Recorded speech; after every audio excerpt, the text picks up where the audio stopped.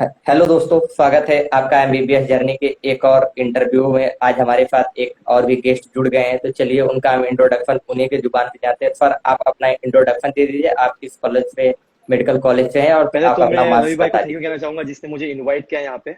मेरा नाम दानिश है और मैं थर्ड ईयर एमबीबीएस स्टूडेंट हूँ। और मैं जीएमई आरएस मेडिकल कॉलेज 16 से हूँ और मेरे नीट में मार्क्स थे 470। सर, आपने जो नीट की प्रिपरेशन की थी वो कहाँ से की थी? सेल्फ स्टडीज की थी या फिर कहीं एक्चुअली तो बाहर मैं जाके कोचिंग कोचिंग गया से था, की थी? बट आपको सेल्फ स्टडी ही करनी है। कोचिंग से आपको थोड़ा बहुत सोर्स मिलेगा, मटेरियल मिलेगा, बट स्टडी तो सेल्फ ही होती है ना। प्रिपरेशन तो आपको खुद ही करनी है। ऐसा तो नहीं है कि आपको कोई दूसरा आके पढ़ाएगा। आपको खुद ही मेहनत करनी है, खुद ही प्रिपरेशन करनी है। तो मैंने एलएन से की थी, एलएन अहमदाबाद से क्रैश कोर्स किया था उनका 2 महीने का। तो सर, कोचिंग जाने पर जब आप फर्स्ट टाइम गए थे तो वहाँ का माहौल कैसा था? आपके साथ भाई सपोर्टिव वहां पे माहौल था सब वहाँ पे? कंपटीशन में लगे हुए थे, सब एकदम ऐसे रेस में घोड़े नहीं भागते उस तरीके से वहां माहौल था। एक कंपटीशन था, पढ़ने वाले लोग थे, कुछ बिगड़े हुए लोग भी थे, माहौल सही भी था। आपके ऊपर डिपेंड करता है आप कौन से ग्रुप में जा रहे हो। क्योंकि वहां पे कुछ लोग आते हैं जो पढ़ने के लिए आते हैं अच्छे से, क्योंकि देखो 90% लोग जो है ना वो पढ़ने के लिए नहीं आते। सिर्फ 10% लोग ये जो गोल लेके आते हैं कि हमको भाई करना ही है, हमको सीट निकालनी ही है। और सर, इतने बड़े एग्जाम को क्रैक करने के लिए आपकी क्या प्रिपरेशन स्ट्रेटजी रही है? हम प्रिपरेशन टिप्स भी आपसे पूछेंगे, लेकिन ये तो बाद में पूछेंगे। लास्ट में पहले आपकी स्ट्रेटजी जान लेते हैं, आपकी क्या भाई मेरी स्ट्रेटजी स्टडी रही? ये रही थी कि मैंने एक ही सोर्स को पकड़ा, मैंने एक ही बुक पे फोकस किया, या फिजिक्स हो, केमिस्ट्री हो या बायोलॉजी हो। मैंने हर किसी में एक ही बुक यूज की है, उसको अच्छे से पढ़ा, उसमें एकदम चीता हो गया। बट मैंने अलग अलग सोर्स नहीं पकड़े।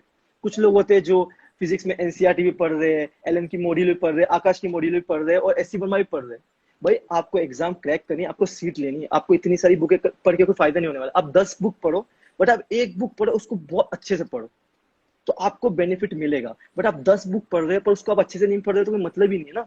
इसलिए मेरी स्टडी ये रहती है कि एक ही बुक पकड़नी, उसको अच्छे से पढ़ना और जितना हो सके उससे उतने एमसीक्यू क्वेश्चन सॉल्व करने, जितने हो सके उतने मॉक टेस्ट देने।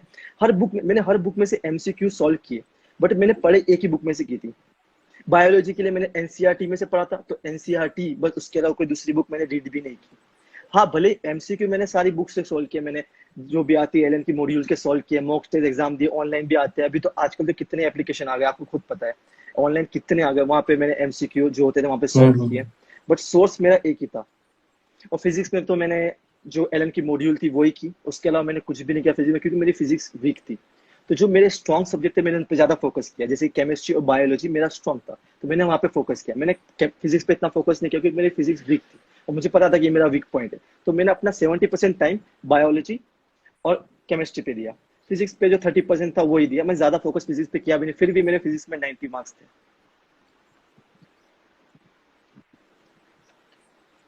तो सर, इसका मतलब यही है कि एक बुक को 100 बार हाँ तो वही पढ़े, न बात हुई कि ना। 100 अब 100 बुक 10 बुक पढ़े। पढ़ो, पर अब एक बुक 10 बार पढ़ो तो आपको बेनिफिट मिलेगा। अब 100 बुक 10 बुक 10 बार पढ़ो कोई मतलब नहीं, क्योंकि इतना याद नहीं रहने वाला। दिमाग में कितना डालोगे भाई, कितनी बुक है, कितना सोर्स है, कितना डालोगे दिमाग में। तो सर, जब कोई भी नीट एक्सपीरियंस हम आप प्रिपरेशन करने जाते हैं कहीं पर, तो फिर वहाँ के एक अलग सा माहौल रहता है। तो तैयारी को लेकर आपका सबसे अच्छा पल कौन सा रहा है और सबसे सबसे अच्छा बुरा पल वो पल रहता है कौन जब सा अपने रहा है? मार्क्स अच्छे आते हैं। वो कब आते हैं? जब आप पढ़ते हो। जब आप पढ़ोगे आपका कॉन्फिडेंस ग्रो होगा, आप मॉक टेस्ट दोगे। आप एलन की जो एग्जाम सीरीज होती है, आकाश की एग्जाम सीरीज है, कोई सी भी कोचिंग सेंटर की एग्जाम सीरीज होती है, आप वो आप दोगे, उसमें आपके मार्क्स अच्छे आएंगे तो आपको बहुत अच्छा फील होता है, बहुत ज्यादा मोटिवेशन मिलता है, बहुत ज्यादा करेज मिलता है। तो जितना ज्यादा आप टेस्ट दे सकते हो ना, दो उतना, क्योंकि टेस्ट देने से आपको पता चलेगा आपका रिजल्ट क्या है। और तो फिर भाई सबसे सब, बुरा पल जो आपने फेस किया जब तैयारी आप के पढ़ाई दौरान? करते हो तो आपको रिजल्ट नहीं मिलता ना, आपके मार्क्स नहीं आते, वो सबसे बुरा पल होता है। आप पढ़ के जा रहे हो फिर भी आपके मार्क्स 300 आ रहे, 320 आ रहे, तो आपको बहुत ज्यादा डिमोटिवेट कर देता है। तो कभी हिम्मत नहीं आनी है, हिम्मत कभी नहीं आनी, आपको हार्ड वर्क करते रहना है, आपको लगे रहना है, क्योंकि रेस में आखिरी घोड़ा ही जीतता है। आपने सुनी होगी कहावत तो। हम्म। सर, इतने बड़े नीट एग्जाम को क्रैक करने की इंस्पिरेशन आपको कहाँ से मिली थी? इंस्पिरेशन तो यहाँ पे आपको अपने आप से ही लेनी है। अपने आप को ही मोटिवेट करना है। आप मोटिवेशन वीडियो देखो, या आप किसी की स्पीच सुनो जो आपको मोटिवेट करता है, आप ऐसे लोगों के साथ मिलो जो पॉजिटिव है। क्योंकि पॉजिटिव जो लोग होते हैं ना, उनकी वाइब्रेशन आप तक आती है, तो आपके अंदर पॉजिटिविटी बिल्ड होती है। तो अपना सर्कल देखो, अपना सर्कल ऐसा बनाओ जो जहाँ पे मोटिवेटेड लोग हैं, जिनके अंदर पॉजिटिव एनर्जी है। क्योंकि वाइब्रेशन जो होती है ना, आपको फील होती है। अगर आप नेगेटिव सर्कल में रहोगे ना, तो आपको देखना थोड़े दिनों में नेगेटिविटी आ जाएगी। जैसे कि एक कोई बंदा है जो सिगरेट नहीं पीता है, तो उसके सारे 5 दोस्त सिगरेट पीते हैं, अगर वो उनके साथ रहेगा ना, कुछ महीनों बाद वो भी सिगरेट पीना शुरू कर ही देता है। कुछ नेगेटिविटी और पॉजिटिविटी इस तरह से होती है। सराउंडिंग सराउंडिंग अच्छी तो रखनी चाहिए लाजिम आपको, अच्छी इसका रहनी मतलब चाहिए। ये है। इतने बड़ा एग्जाम आपने क्रैक किया है और अपनी इस सफलता का ऑफ कोर्स मैं क्रेडिट आप क्रेडिट उन किसे लोगों को देना देना चाहूंगा चाहेंगे? जिन्होंने मुझे पढ़ाया, तो टीचर्स, और ऐसे लोग जिन्होंने मुझे मोटिवेट किया, मॉम डैड मेरे भाई, जिन्होंने मुझे मोटिवेट किया कि कर सकते हैं। क्योंकि बीच बीच में मैं भी मोटिवेशन लूज कर देता था, पर मेरे भाई ने मुझे एनकरेज किया, कर सकते, जो होगा वो होगा, ठीक है, मिला तो मिला, नहीं मिला तो एक और ट्राई करेंगे, पर हिम्मत नहीं हारने की कभी। और मेरे टीचर्स को थैंक यू बोलना चाहूंगा जिन्होंने मुझे इतना मतलब पढ़ाया, इतना मोटिवेट किया। और अब मोटिवेशन की बात आई हो तो हम अपना मेन क्वेश्चन पूछ लेते हैं, जिसके बारे में हर स्टूडेंट बेसब्री से वेट करता है। अगर कोई नीट एस्पिरेंट डिमोटिवेट फील करता है या फिर डिप्रेशन टाइप का फील करता है, उसे पॉजिटिव रहने के लिए क्या करना तो चाहिए भाई एज को योर एक दिन ओपिनियन? डे ऑफ लेना चाहिए, चिल करना चाहिए। या तो उसको घूमना पसंद है, वो बाहर जाके घूमे, या तो उसे सोना पसंद है, एक दिन सो जाए। क्योंकि मैं ये करता, जब मेरा मन नहीं करता था पढ़ने का, या मैं डिमोटिवेट फील करता, मैं सो जाता था। अगर आपको घूमना पसंद है, आप बाहर घूम के आओ, थोड़ा एक दिन चिल मार के आओ, बट मेक श्योर कि आप अगले दिन उससे डबल मेहनत करो। आपका हर एक दिन अगले दिन से बेटर होना चाहिए। बस यही गोल रखना है आपको। और सर एज ए मोटिवेशन के लिए बीच बीच में कोई एक मोटिवेशन टाइप का वीडियो भी देखना चाहिए। तो आपका कोई चैनल है जो आपने बताया था, आप उसको रिकमेंड करिए, आप मेरे उसको पास एक किस चैनल टाइप से था मोटिवेशन यूट्यूब पे, देते जिसके 10,000 सब्सक्राइबर थे, बट कम्युनिटी गाइडलाइंस की वजह से मेरा वो चैनल टर्मिनेट हो चुका है। तो अभी मैंने एक नया चैनल ओपन किया है, तो उसका नाम है डॉक्टर बंटाई। इसमें मैं नीट की टिप्स एंड ट्रिप डालने वाला हूँ। अभी मैंने अपलोड की थी 2 दिन पहले, तो आप देख सकते हो जाके। तो हम नीट एस्पिरेंट्स से विनती करते जो ये वीडियो देख रहे हैं, डिस्क्रिप्शन बॉक्स में दिया गया सर के चैनल का लिंक, आप वहां जाकर जरूर विजिट करिए। मैंने भी देखा, बहुत अच्छे अच्छे कंटेंट आता है। तो सर एक क्वेश्चन है मोटिवेशन से रिलेटेड। हमारी जिंदगी या हमारी लाइफ में बहुत से लोग ऐसे रहते हैं, या रिलेटिव कह लीजिए या फिर खुद कह लीजिए, जो हमेशा हमको डिमोटिवेट करते हैं और कहते हैं कि तुमसे कुछ नहीं हो पाएगा, तुम कुछ नहीं कर सकते। अगर आपकी जिंदगी में भी कोई ऐसा था तो क्या आप उसे बताना चाहेंगे? अगर वो आपका ये वीडियो देख रहा है तो भाई आप उसे क्या साइलेंट, कहना चाहेंगे? Silence is the best answer. आप चुप रहिए, अपना काम करके दिखाइए, उनको लेके दिखाइए कॉलेज के, देख मैं कर सकता हूँ। आप उनको जवाब मत दो, जवाब मत दो, करके दिखाओ। Because your hard work will shout, मतलब वो दिखेगा लोगों को, आपको बोलने की जरूरत नहीं पड़ेगी। तो सर अब हम सबसे मेन क्वेश्चन पर अपने आते हैं कि आप अपनी तरफ से नीट एस्पिरेंट्स के लिए एज ए 2021 को लेकर क्या आप टिप्स और ट्रिक्स या स्ट्रेटजी बताना चाहेंगे जो उनको एग्जाम क्रैक करने में काफी हेल्प करे एज ए तो सब्जेक्ट वाइज? पहले तो आपको ये जानना है कि आपका वीक पॉइंट क्या है। आपको ये ध्यान देना पड़ेगा वीक पॉइंट क्या है। कि कंपटीशन इतना है कि आपको केयरफुल रहना है। अभी आपने देख लिया आपका वीक पॉइंट, मान लिया फॉर एग्जांपल मेरा फिजिक्स था, तो अगर मैं अपना 70% टाइम फिजिक्स पे देता, तो केमिस्ट्री और बायो रह जाता।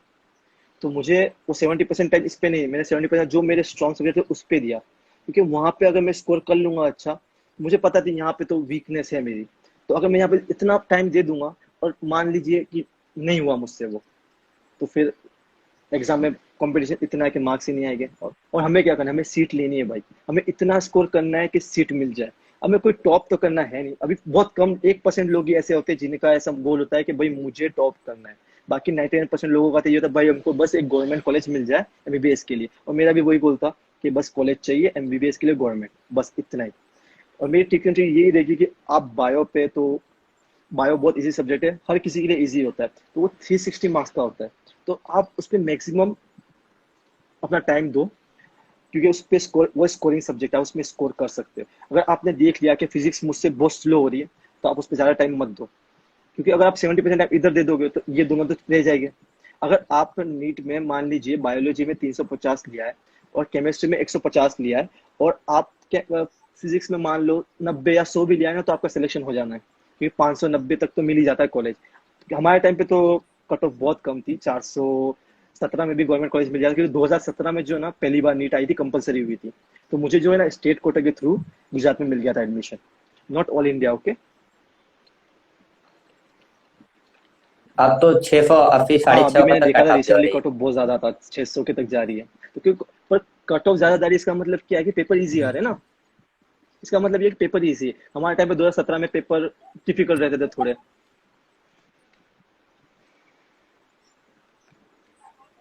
तो सर अगर कोई स्टूडेंट डिप्रेस फील करता है एज ए अपने ड्रॉप ईयर को लेकर, या फिर उसके टेस्ट में अच्छे नंबर नहीं आ रहे हैं, तो उस समय उसको क्या करना चाहिए? पहले तो अब नोटिस कीजिए कि अपना सर्कल तो सही है ना। अब वो देखिए आपके डिस्ट्रैक्शन, आपको क्या चीज डिस्ट्रैक्ट कर रही है, वो भी ध्यान देना आपको जरूरी है। क्योंकि हर इंसान है, हम ह्यूमन बीइंग से डिस्ट्रैक्शन तो होती है। आपको अपनी डिस्ट्रैक्शन हटानी पड़ेगी। अगर मान लीजिए कोई ऐसी चीज आपको डिस्ट्रैक्ट कर रही है, या फिर कोई फ्रेंड है जो ऐसी आपको डिस्ट्रैक्ट, उससे आपको दूर रहना पड़ेगा इस टाइम के लिए। और इमोशनली तो आपको स्ट्रांग रहना ही पड़ेगा। तो बेसिकली घर की बातें तो आप लोगों से बातें भी कम कीजिए फोन पे, क्योंकि फोन पे बातें करने से लोग इमोशनली ज्यादातर हो जाते हैं। और अपने आप को मोटिवेट रखिए।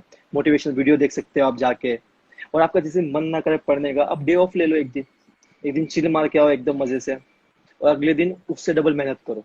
और मेहनत आपको हार्ड वर्क तो करना ही पड़ेगा भाई, क्योंकि कंपटीशन इतना है, 14 लाख लोग बैठ रहे हैं और 50,000 सीटें। तो आप खुद को मोटिवेट करके आपको करना ही पड़ेगा। मेहनत तो घिसना तो पड़ेगा ही आपको। बिना घिसे तो कुछ मिलने वाला है नहीं। सर हमारे वीडियो के कमेंट बॉक्स में सबसे ज्यादा क्वेश्चन यही आता है सिलेबस को लेकर, कि सिलेबस कितने समय में खत्म करना चाहिए और सिलेबस कब तक खत्म कर लेना चाहिए, किस तरीके से, और रिवीजन के लिए कितना टाइम दें, तो इसके भाई बारे में आप दिन थोड़ा में बता फिफ्टी दीजिए। परसेंट टाइम जो होता है ना वो रिवीजन को देना है, और 50% टाइम जो होता है ना वो नई चीज पढ़नी है। क्योंकि अगर आप नई चीजें पढ़े जा रहे हो तो पीछे का तो आपका रह गया, भूल जाओगे आप, याद ही नहीं रहेगा। तो आपको जो है ना पीछे का जो पढ़ा, 50% टाइम आपको रिवीजन पे देना है, 50% टाइम न्यू चीजें पढ़ने पे देना है। और अगर आप मान लीजिए कोचिंग सेंटर जाते हो, तो आज आपका एक टॉपिक हुआ, और मान लीजिए आपने वो टॉपिक खत्म नहीं किया, और वहां पे अगला टॉपिक स्टार्ट हो गया, तो आपको जो अगला टॉपिक स्टार्ट हुआ वहां पे स्टार्ट कीजिए। अब जो टॉपिक छूट गया उसको रहने दीजिए, उस पर मत जाइए, वरना आपका ऐसे बैक लगती जाएगी, वो इतना सारा इकट्ठा हो जाएगा ना, फिर आप पूरे कंफ्यूज हो जाएगा कहाँ से स्टार्ट करूँ। जो छूट गया उसे रहने दो, बाद में करेंगे। जो चल रहा है उसके साथ में चलो, आपको फ्लो में जाना है। मान लिया आपकी कोचिंग में आज नया चैप्टर स्टार्ट हो गया, पर आपका पुराना चैप्टर आपने पढ़ा नहीं है, और आपके पास टाइम भी नहीं है, क्योंकि अब नया चैप्टर स्टार्ट हो गया था, आप नए चैप्टर पे ही रहे। पुराना चैप्टर बाद में करेंगे, क्योंकि बाद में भी आपको टाइम मिलने वाला है, क्योंकि कोचिंग तो एग्जाम जो नीट एग्जाम होती है उसके 2 महीने पहले ही खत्म हो जाती है, हर किसी की मोस्टली खत्म हो ही जाती है। क्रैश कोर्स से तो बात अलग है, क्रैश कोर्स में तो नीट के 10 दिन पहले खत्म होती है, क्योंकि मैंने क्रैश कोर्स किया था, मुझे पता है। तो जो चीज छूट जाती थी ना मैं उसको छोड़ देता था, जो चीज चल रही मैं वो चीज पढ़ता था। मान लीजिए आज आपका कोई टॉपिक उठाया लेक्चर में, मैं वही चीज शाम को जाके घर पे पढ़ लेता था, क्योंकि वो अच्छे से याद रहता था ना, क्योंकि हमने क्लास में ध्यान दिया है। अब घर पे आके पढ़ेगे ना वो चीज अच्छे से याद हो जाएगी।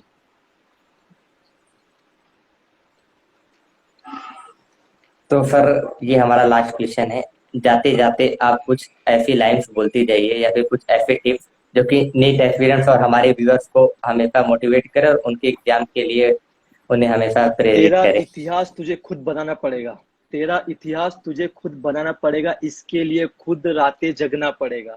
इसके लिए खुद रातें जगना पड़ेगा। तेरी एक एक रूह को जब तू ज्ञान में भरेगा, तेरी एक एक रूह को जब तू ज्ञान में बढ़ेगा, लिख के देता हूँ, उस दिन तो डॉक्टर बनेगा। सर क्या लाइन कही है आपने सर। सर तो बहुत अच्छा लगा सर, आप हमारे इस प्लेटफॉर्म पर आए और आपने अपना कीमती समय दिया और अच्छे अच्छे टिप्स शेयर किए। तो हम आशा करेंगे कि आपसे, कि आप दोबारा हमारे प्लेटफॉर्म पर जरूर आएंगे और कुछ ऐसे tips thank you share so much. करेंगे। Thank you sir.